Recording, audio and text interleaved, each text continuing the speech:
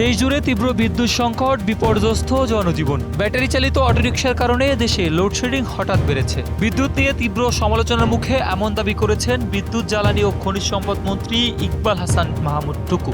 Battery চালিত অটোরিকশাকে গরিবের Tesla হিসেবে উল্লেখ করে মন্ত্রী বলেন, এগুলোর বেশিরভাগই সারাদিন চলার পরে একসঙ্গে রাত 12টার পর চার্জে বসানো হয়। এ কারণেই জাতীয় গ্রিডের উপর অতিরিক্ত চাপ তৈরি হচ্ছে।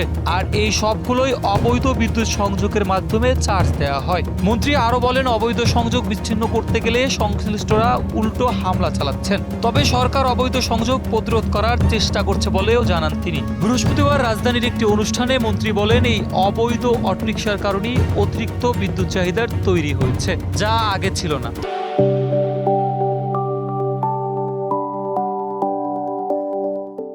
তিনি দাবি করেন, আগে দেশের বিদ্যুতের পিক আওয়ার ছিল সন্ধ্যা 7টা থেকে রাত 12টা পর্যন্ত।